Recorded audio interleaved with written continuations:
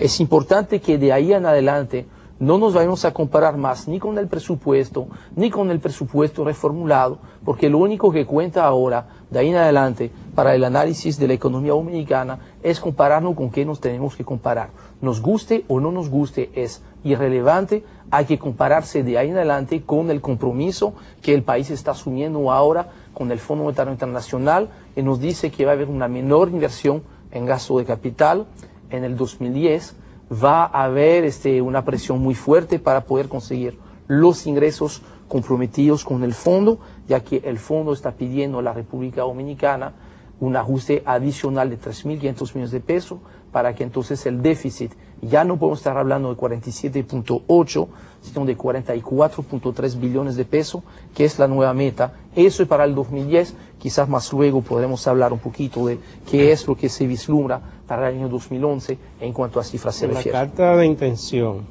el equipo económico del gobierno, compuesto por el ministro de Hacienda, el ministro de Economía, Planificación de Desarrollo y el Banco Central, le explican al fondo lo siguiente: a pesar de que todos los criterios cuantitativos de ejecución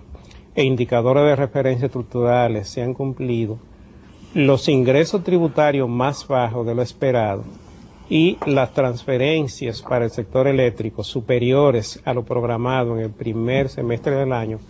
requirieron de políticas correctivas para asegurar que el gobierno pueda cumplir con los objetivos fiscales. Más adelante en esta comunicación se le dice al Fondo Monetario Internacional que el presupuesto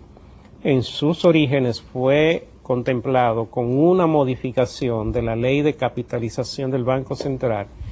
lo que implicaba que los recursos a ser entregados a esa entidad serían menores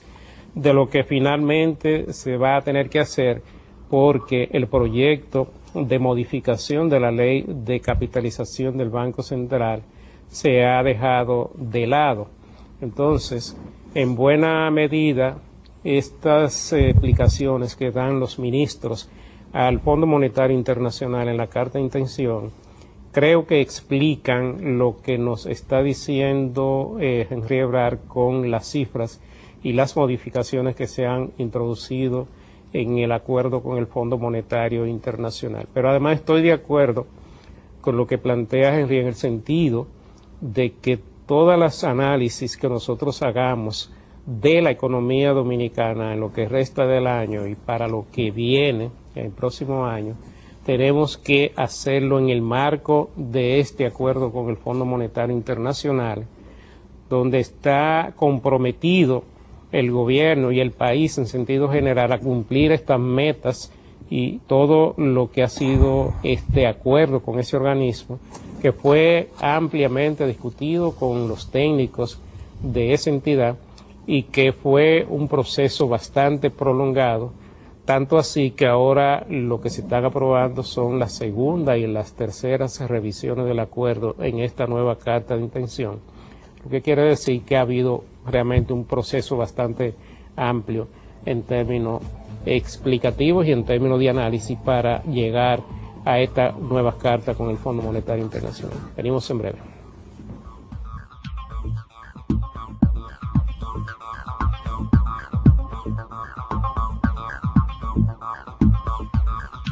Volvemos con ustedes, amigos y amigas de Agenda Económica. Gracias por mantenerse ahí con nosotros. Hoy día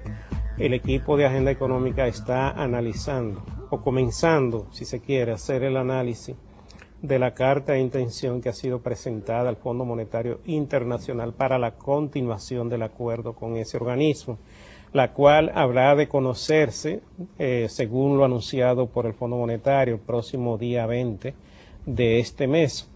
Y yo quiero conectar un poco lo que hemos estado conversando hoy día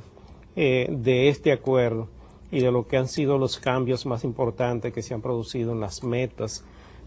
con este organismo, sobre todo en lo concerniente al tema fiscal, con el propio anuncio que leíamos a principio de los desembolsos que se van a producir en los próximos días o meses después que la carta de intención haya sido conectada. aprobada por el Fondo Monetario Internacional. El gobernador hablaba de que entrarían al país unos 700 millones de dólares de organismos internacionales, y ya veíamos los detalles de cuáles serían las partidas que estarían ingresando tanto del Fondo Monetario, del Banco Mundial, del Banco Interamericano de Desarrollo y de otros inversiones y proyectos que ya están en ejecución. Lo que yo quiero aquí conectar es el hecho de que con la entrada de todos estos recursos, yo pienso que la economía nacional va a poder continuar desenvolviéndose sin mayores inconvenientes por falta de recursos, debido a que son recursos muy significativos para los fines de que se puedan desarrollar obras y se puedan ejecutar proyectos con esos fondos, tanto en el ámbito del gobierno como del sector privado. Y pienso que como ya las metas de reservas en RIS se han cumplido o están más que cumplidas con el Fondo Monetario Internacional, una buena parte de los recursos que puedan ir a las reservas del Banco Central estarán ahí disponibles para fines de ser colocados en el mercado en caso de que fuera necesario por razones de algún movimiento en la tasa de cambio. Pero además, los recursos que van a ingresar a otras entidades y a otros organismos van a estar siendo colocados en el mercado en el desempeño o en el desenvolvimiento de esos proyectos que están conectados con esos recursos. Esto nos puede dar a nosotros una idea de que la economía se va a mantener y que las metas de crecimiento que ahora fueron revisadas en este acuerdo, en esta nueva carta de intención de un 3 y pico por ciento que estaban previstas para el año a un 5 a 6%, 5 a 6%, es indicativo de que la economía se va a mantener con una dinámica, y para ello no va a tener que requerir tal vez de incurrir en nuevos déficits o en falta de cumplimiento del acuerdo con el Fondo Monetario Internacional, porque los recursos van a estar ingresando. Así que yo pienso que tal vez deberíamos en el curso de los próximos días darle seguimiento a este tema, porque por ahí es que uno puede entender algunas pautas de lo que puede pasar y cumplir al mismo tiempo con las metas y el programa que elaboró el Banco Central desde un principio para este año. Sí, dentro de los últimos comentarios en lo que me refiere para el día de hoy, quizá mañana podemos entrar un poquito más en el detalle de la composición del gasto y donde hay algunas diferencias quizás. Tres puntualizaciones sobre el texto. Uno, lo que hay en la página 5, donde el texto explica que el gobierno ha presentado una modificación presupuestaria al Congreso que incluye recortes en el gasto equivalente al 0.4% del PIB para contrarrestar el mayor nivel esperado de transferencias al sector eléctrico. Realmente, según el análisis del presupuesto modificado, una parte muy significativa de este recorte era un recorte,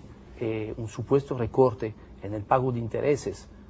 Yo creo que lo que nos está mostrando la reproyección del Fondo Monetario Internacional de que no hay este recorte de gasto, que realmente lo único que había de recorte de gasto, vamos a decir, fuera de lo que es la reducción de gasto de capital que está ahí y esta reducción del lado del pago de intereses que no va a ser posible, era alrededor de 2.000 millones de pesos que se iba a poder recortar de una serie de instituciones. Según segundo comentario, se hace también referencia a que la recuperación de las importaciones fue más que compensada por una recuperación de las exportaciones, las remesas y las llegadas de turistas. Sin duda alguna, hemos tenido este movimiento claro del lado de la llegada de los turistas, también de cierto modo las exportaciones. Lamento tener una diferencia sensible con ese texto en cuanto a las remesas, utilizando para eso las mismas cifras del Banco Central, que ha mostrado que solamente en el segundo trimestre había una caída de las remesas en un 7%, de que si fuéramos a proyectar 7%, sobre todo el año estaríamos hablando de una caída de 200, más o menos, un poquito más de 200 millones de dólares.